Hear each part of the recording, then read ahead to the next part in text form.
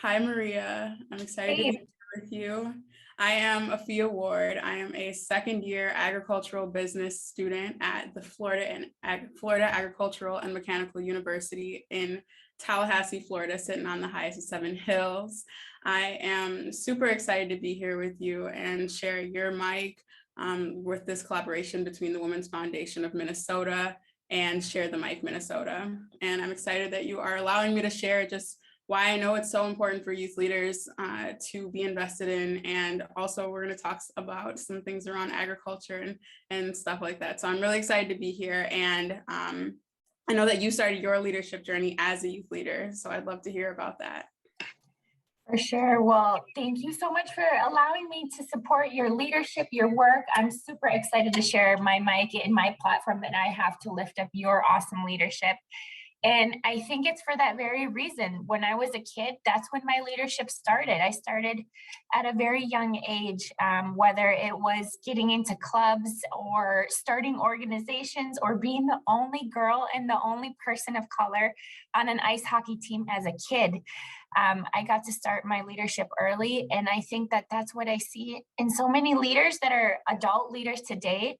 They started when they were young. And so just, you're very inspiring to me as a young leader. And I want to make sure that I share with all the people out there, if you have young people in your life, support them to lead as youth, because that leadership will only grow into their adult life.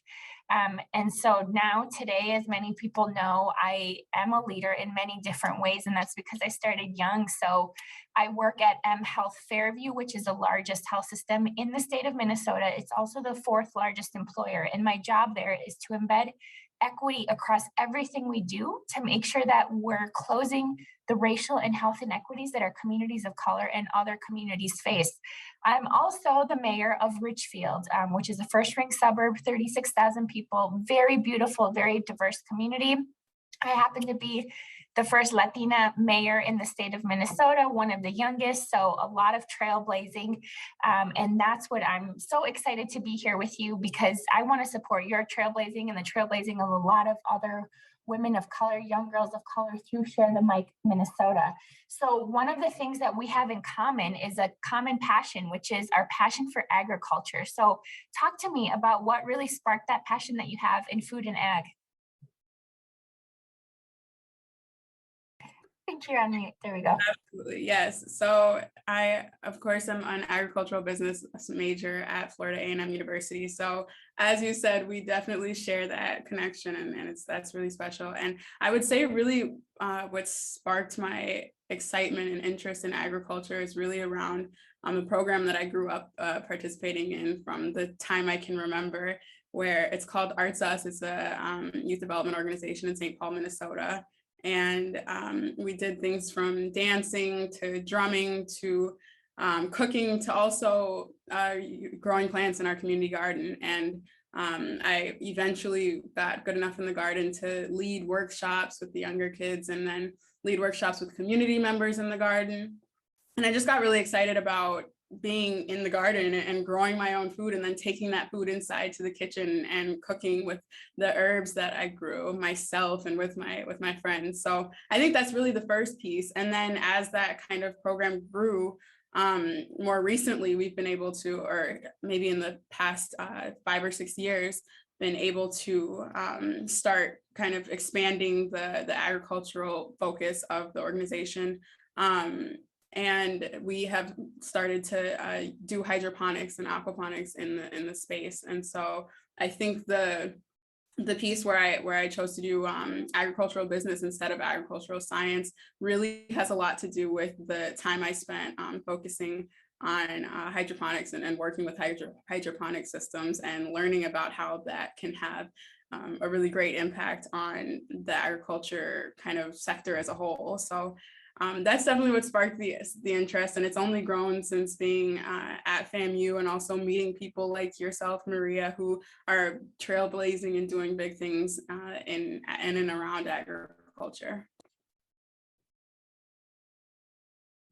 I know one thing that you and I have talked about is just that experience that a lot of us women and women of color here, and we just want to bring voice to this conversation that we had earlier.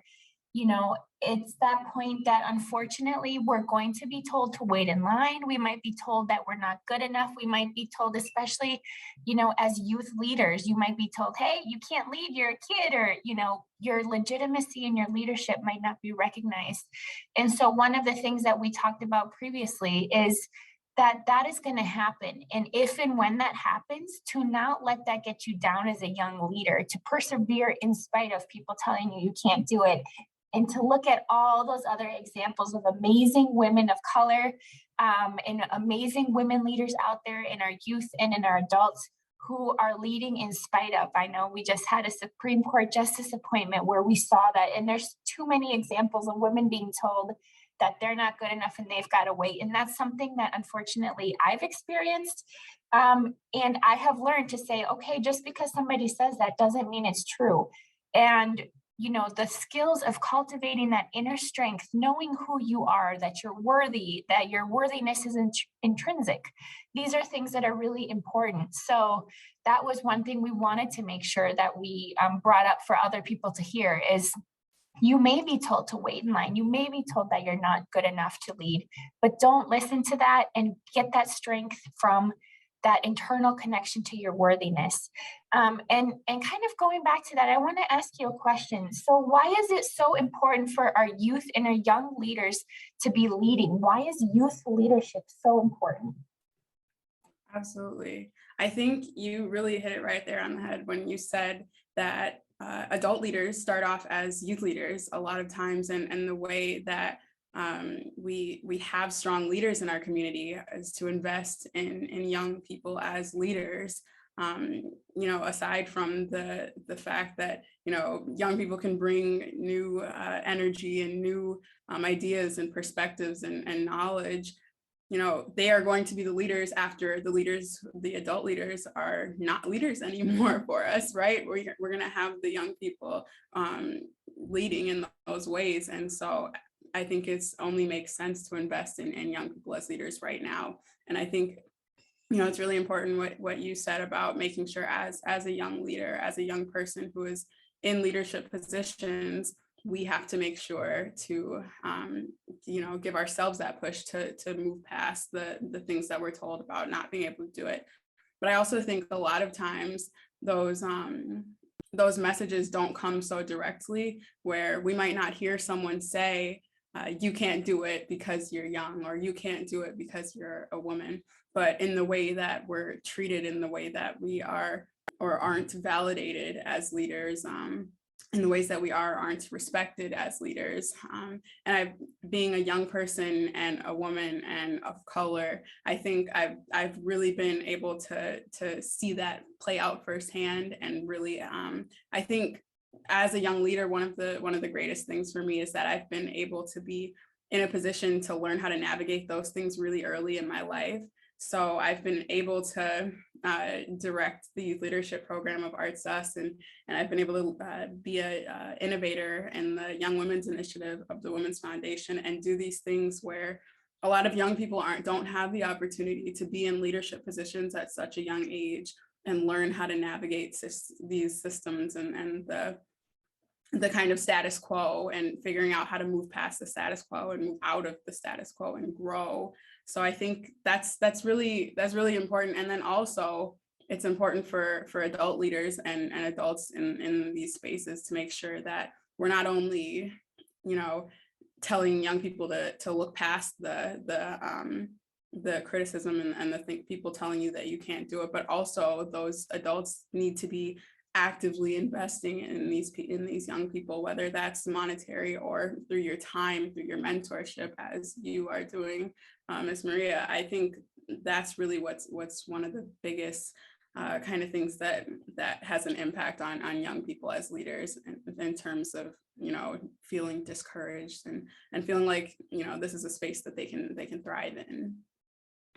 Absolutely. And one thing that I was thinking of as you were talking, and as we've talked in the past, we can't do this alone. And when we do feel like we're alone, maybe we do get defeated. Maybe we do start to think, maybe they're right. Maybe I'm not ready. And so something that you were talking about now, but I just want to lift up is making sure that we have that sense of community and support around us. We have both been very fortunate to have powerful, amazing women role models in our lives, whether it's our family, our friends, people in our community, and just reminding everyone watching, you can't do this alone.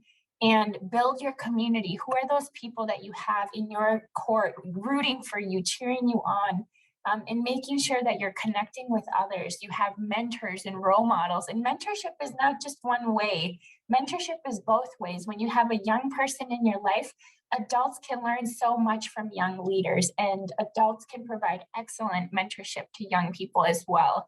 So don't forget to build that sense of community in your life to help sustain your leadership. Afiya, I just want to say thank you so much for letting me share the mic with you.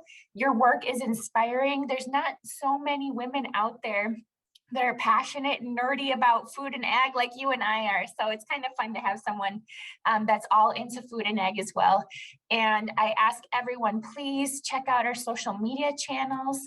We have an awesome hashtag WFMNX share the mic MN. And you can look at my LinkedIn page, my social media pages to learn more about our young leaders. And Afiya, I want to give you the last words to close us out. Thank you so much. And I'm really excited to be a part of this campaign with Women's Foundation X Share the Mic as well. And I wanted to take the opportunity also to just lift up the project that I was able to do with the Women's Foundation recently over the last year. And I'm going to be able to continue in kind of a phase 2 this year. And it's really about what you said, Maria, just being able to create spaces of community for young women and young leaders specifically. I was able to take a group of young women out to Marina on St. Croix and do an amazing 2-day retreat where we were able to participate in workshops led by women in the community. We did a self-care workshop. We did a artistic kind of expression workshop, and we spent time building fires and boating and doing all these amazing things. And like I said, this was funded by the Women's Foundation. So I'm ever grateful, to the Women's Foundation for helping me to kind of create this, like you said, sense of community, but also a space for us as women of color and young women to share experiences and really just learn from each other and feel heard, because sometimes obviously in other spaces we can say things as much as we want, but we don't feel heard. So I'm really excited that I was able to do that, and I'm really grateful to the Women's Foundation and Share the Mic Minnesota, and really thankful to you, Maria, for sharing your mic with me, and I'm excited to continue connecting with you. Thanks so much for the opportunity. Thank you.